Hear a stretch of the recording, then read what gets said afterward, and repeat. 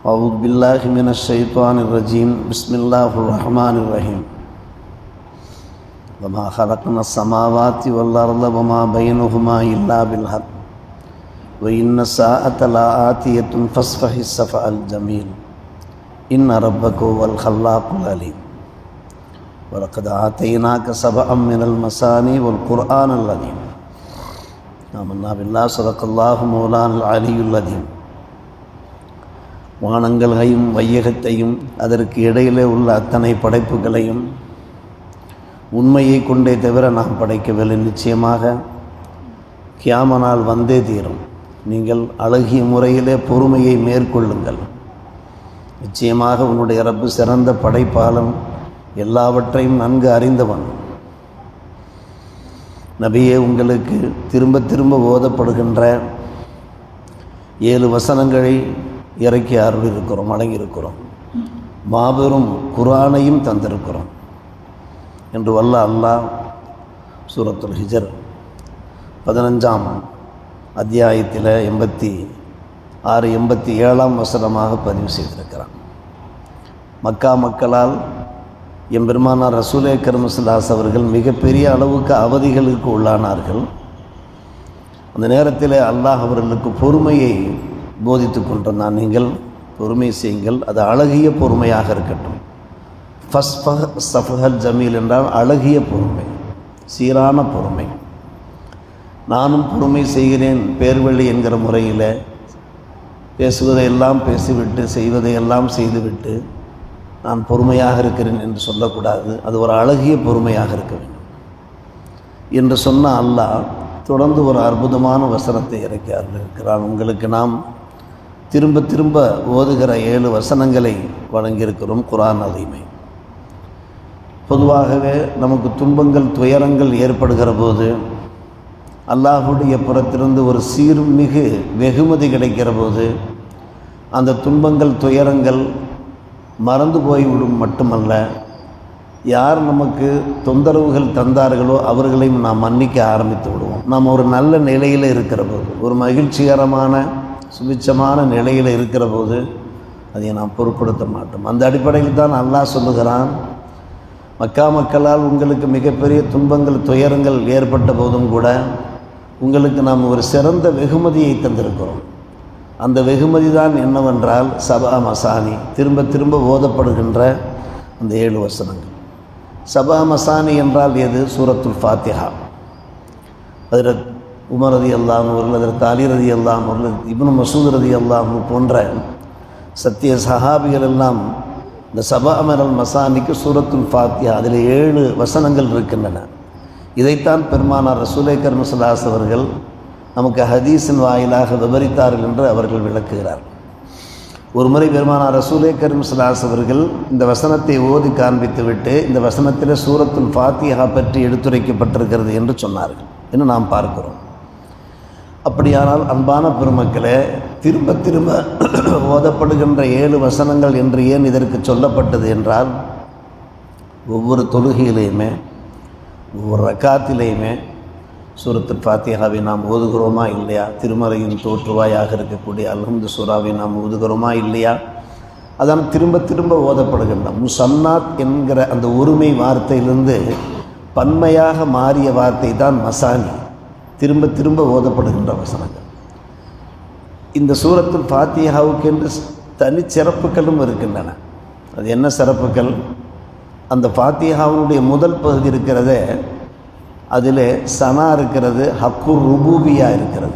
சனா என்றால் அல்லாஹுவை நாம் புகழ்கிறோம், அது ரப்புக்கான ஹக்கு. ருபூபியா என்றால் ரப்புக்கான ஹக்கு. அல்ஹம்துலில்லாஹி ரப்பில் ஆலமீன் அர் ரஹ்மானிர் ரஹீம் மாலிக் யௌமித்தீன், இதெல்லாம் ரப்புக்கான ஹக்கு. அடுத்து இன்னொரு பகுதி இருக்கிறதே அன்பான பெருமக்களை, இய்யாக நஅபுது இய்யாக நஸ்தஈனிலிருந்து அது அத்துவா ஹக்குல் உபூதியத் என்பார்கள். அதில் துவா இருக்கிறது. அப்துகளாகிய நமக்கான ஒரு ஹக்கு உரிமை அதில் இருக்கிறது. அப்துகள் நாம் கேட்கிறோம், யா அல்லாஹ் உன்னிடத்திலேயே உன்னையே வணங்குகிறோம், இடத்திலே உதவி வேண்டுகிறோம், நேரான பாதையை காண்பித்து இன்னும் நாம் கேட்கிறோமா இல்லையா?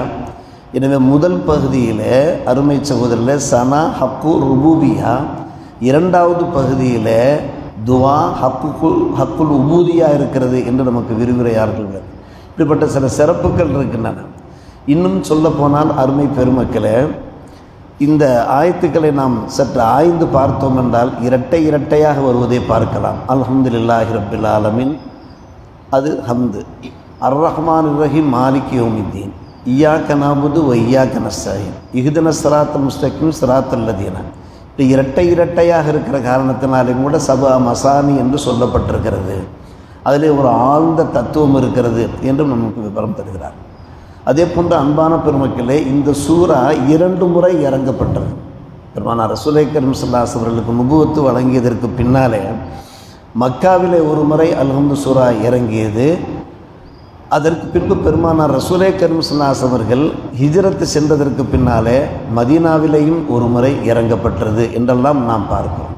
இப்படி இந்த சூறாவுக்கு இன்று ஒரு தனி சிறப்புகள், தனி மகத்துவங்கள் இருக்கிற காரணத்தினால்தான் இந்த சூறாவுடைய பரக்கத்தை நாம் எல்லோருமே அடைய வேண்டும், பெற வேண்டும் என்பதற்காக வேண்டி எப்படிப்பட்ட பிரச்சனைகளாக இருந்தாலும் சரி, சூரத்துல் ஃபாத்திஹா அல்ஹம்து சூறாவை ஓதி நாம் அல்லாஹ்விடத்தில் உதவி கேட்டோம் என்றால் அந்த பிரச்சனைகள் தீரும். நமக்கு ஏற்படுகின்ற நோய்க்காடுகள், நொம்பலங்கள் கூட தீர்வதற்கு வாய்ப்பு இருக்கிறது என்பதற்கு நிறைய ஆதாரங்கள் இருக்கின்றன. இன்னும் சில பெருமக்கள் கூறுகிறார்கள், இந்த சபா மினல் மசானியினுடைய அந்த விளக்கம் என்னவென்றால் 7 அத்தியாயங்களை நாம் உங்களுக்கு பெருமதியாக, வெகுமதியாக நாம் வழங்கியிருக்கிறோம். அது என்ன 7 அத்தியாயங்கள்? அதுக்கு அத்திவால் என்று சொல்வார்கள், பெரும் அத்தியாயங்கள். தவீலுடைய பன்மை திவால், பெரும் அத்தியாயம். சூரத்துல் பக்ரா முதல் சூரத்துல் அன்ஃபால் தௌபா வரை 7 அத்தியாயம் வருகிறது. இந்த 7 அத்தியாயமே பெரும் அத்தியாயங்களாக இருக்கிறது. இந்த 7 அத்தியாயங்களை நாம் உங்களுக்கு வழங்கியிருக்கிறோம். உங்களுக்கு என்ன கவலை? இந்த அத்தியாயங்களை நீங்கள் ஆய்ந்து பாருங்கள், உங்களுடைய கவலையெல்லாம் தீர்ந்து போய்விடுமே, ஒரு ஆறுதல் கிடைக்குமே என்று அல்லாஹ் ரப்புல் ஆலமீன் அந்த ஃபஸ்ஃபஹ் அஸ்ஸஃபஹல் ஜமீலுக்கு விளக்கமாக சொல்கிறார்.